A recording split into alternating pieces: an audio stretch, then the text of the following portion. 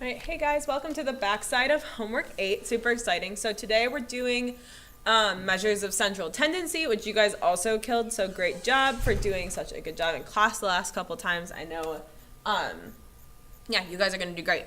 So let's start with problem 1. So this is from the IB textbook. So we have a problem about quiz scores. So you and your friend are having a friendly competition about the scores on your math quizzes. So both of your scores for the last 5 quizzes are given below. So then you see your scores listed right here, friend scores are right here.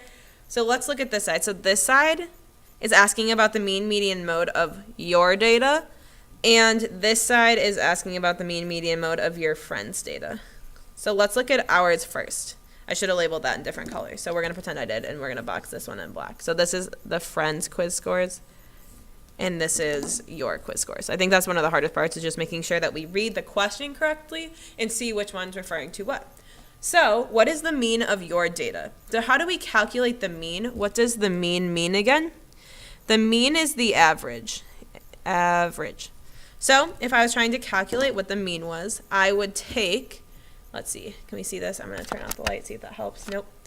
All right. I'm going to take the mean. So I'm going to take my scores right here. So I scored an 18.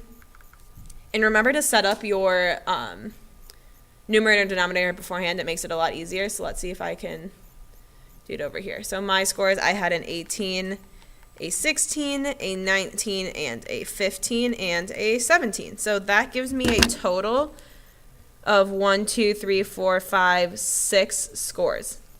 So I'm going to take this sum of all of the scores I just typed in, 18 plus 16 plus 19 plus 15 plus 17, 1, 2, 3, 4, 5. That's actually 5 scores. I counted wrong, so 5 scores. And I'm going to divide that sum at the top of my scores by how many quizzes I took. So I scored an 18, 16, 19, 15, 17, divided by how many I took, and there are 5 examples that I see on my denominator. That gives me a mean of 17. Good. So what is the median? A reminder that the median is the middle.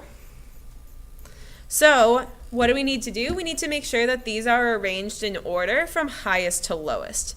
So I'm going to start that here. So 15 is the lowest I see, then a 16, then 17, 18, 19. Can we see those? Yep. So it goes 15, 16, 17, 18, 19, and then I start crossing out the highest and the lowest till I get to the middle. So highest was 19, lowest was 15, next highest 18, next lowest 16. I'm left with 17. So my median is also 17 because in this particular case, my average and my median are the same. So here, what is the mode? The mode is the one that occurs most often. And here, each of them only occur one time, right? So I don't have a mode because they all occur the same number. So I'm going to say none. I don't have a mode. They all occur the same number of times. Good. Let's move on to our friends' data. So what is the mean of my friends' data? So I'm going to add together all of my friends' quiz scores and divide by how many there are. We took the same number, so I know that there's also 5 scores. So I'm going to take their scores of 20 plus 20 plus 13 plus 12 plus 17 and divide by how many there are, which there are 5. So I end up with something like this. I don't know if you guys can see that. Yep. So I added them all together. I get 82 over 5. So I'm going to turn that into a decimal. That gives me a score of 16.4. So my mean is going to be 16.4. What is my median? I'm going to rearrange it in the same way. My lowest score was 12, then 13, then 17, and then 20, then 20. So I'm going to cross those out. So I end up with 17 in the middle. So notice that my median is the same as my friends, but my average or my mean is different. So what is the mode of my friend's data? If I look, my mode is 20, right? Because I see that I had 2 scores, or my friend had 2 scores of 20, and the other ones I only had 1 example of each. So based on this data above, who do you think has the higher grade in the class and why? I'm not going to write anything down for this one. I'm just going to talk through what I'm thinking.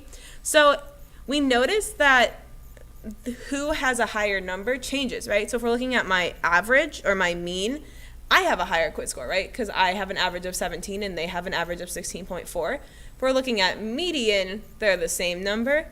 And if we're looking at mode, This one doesn't even have a mode. The mode of my friend's data is 20, which means that they got 2 scores of 20, which assuming that this quiz is out of 20, that's 2 perfect scores. That's pretty good. But because they ended up with lower scores the next 2 quizzes than I had, my average is still going to be higher. So based on the data above, I would say that I have the higher grade. I'm going to circle that in green, so if you're listening to me talk, we know that the green corresponds to the scores that I have, because when you're taking a grade in a class, it's the average, right? We don't take the median of grades typically. We normally would look at the average. So exactly like this, you'd add up your scores and divide them by the total number. So based on the data above, I would say that I had the higher grade in the class, but if you wanted to argue that median should be used instead, that's something else that we could do.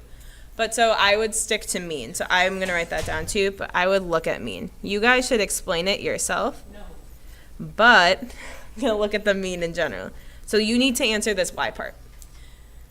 Good. So looking next at this table, so we have a group of 20 students traveled to a gymnastics tournament together. Their ages are given in the following table. So first question is, what is the mode of the data? So once again, the mode is the one that occurs most often. So let's look at the frequency of the ages, and whichever one has the highest frequency is going to be our mode. So here I see that there are 7 individuals who are 16 years old, and I don't see any numbers over here that are higher than 7. So my mode is going to be 16 because the number 16 occurs 7 different times. The next question asks, what is the median of the data? So this is low-key going to be a very long process, which I'm very sorry, but we need to write out the number in order so that we can cross them out and find the middle. So I'm going to start here. I have 1 who is 14, 2 who are 15, 7 who are 16. So I need to write 16 7 times. So 1, 2, 3, 4, 5, 6, 7. I have 1 student who's 17, 4 students who are 18, 1 student who is 19, 1 student who's 20, and 3 that are 22. I think I ran out of room there at the end. Yeah, 3 that are 22. So now what we have to do is start crossing off the highest and the lowest till I get to the middle. I'm cutting off my 14 a little bit too. Just know that there's a 14 over here as well. I can zoom out a little bit. Oops, wrong way. Out here like this. So I'm going to cross them out, highest and lowest. So my lowest is 14, highest is 22, lowest is 15, highest is 22, lowest is 15, highest is still 22. Lowest is 16, highest is 20, 16, 19, 16, 18, 16, 18, 16, 18, 16, 18 until I'm left with a 16 and a 17. So this is where we're left with 2 numbers in the middle of finding our median. How do we do that? We take the average of these 2 numbers. I'm going to take 16 plus 17 divided by 2. Let me do that in here. So I have 16 plus 17 divided by 2. That gives me 33 over 2, which is not that helpful, so I'm going to turn that into a decimal. That gives me a median score of 16.5. So looking back here, I have a median score of 16.5. So last question asks for our mean. We have a couple ways we could do this. If you wanted to use this data and just add it up all in a row, we could use that. What I'm going to do is show you kind of a shortcut, but you can add up every observation like we saw here, and that would give you the right answer, right? Because it tells us at the beginning that we're traveling with 20 students, so we know that our sum at the top needs to be divided by 20 because that's what it told us right here. So I'm going to show you a different way to think about this. So I'm going to put in my fraction bar like normal. What I'm going to do is I'm going to put each individual column in parentheses, and we'll multiply it by the number of times it occurs, right? Because if we have 2 15s, if I was writing it like this, a 15 and a 15, we could add these together and get 30, right? 15 plus 15 is 30. Or we could say that 2 times 15 equals 30, right? Because if we're adding 15 twice, that means we're multiplying it by 2. So I'm going to do it that way. If that's confusing, again, look at your median and just literally add up all of the numbers that we saw. I'm going to do it this way because I think it's kind of a little bit faster. So I'm going to have 1 times 14 because I have one example of someone being 14 years old. and I'm going to add that to my next column, which is 2 times 15, because I'm bringing 2 15-year-olds. I'm going to add that to my 7 16-year-olds that I'm bringing, so 7 times 16.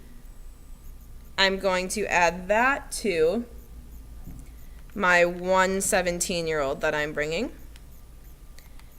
Adding next, I am bringing how many 18-year-olds? So I am bringing 4 18-year-olds.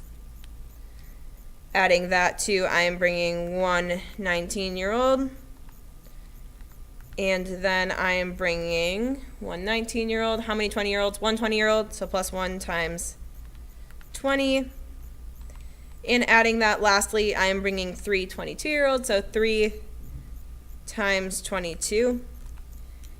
And it's divided by how many? I have 20. So it's that whole long mess divided by 20. I end up with 35 over 2, which I hope you can see. I'm going to turn that into a decimal. And I end up with 17.5. So the mean of my data is going to be 17.5, which makes sense, right? So 16 is kind of our focal point because we have 7 examples, and we have a lot more people who are older than 16 than younger than 16. So it makes sense that our mean is a little bit higher than our median. Good. So here, we're moving on to ACT problems. So what is the median of the list of numbers below? I'm going to rewrite these in order because remember, median means middle, which means they have to be listed in numerical order. So the lowest one I see is 3. What's the next lowest? I see that I have 1 5 here, another 5, another 5.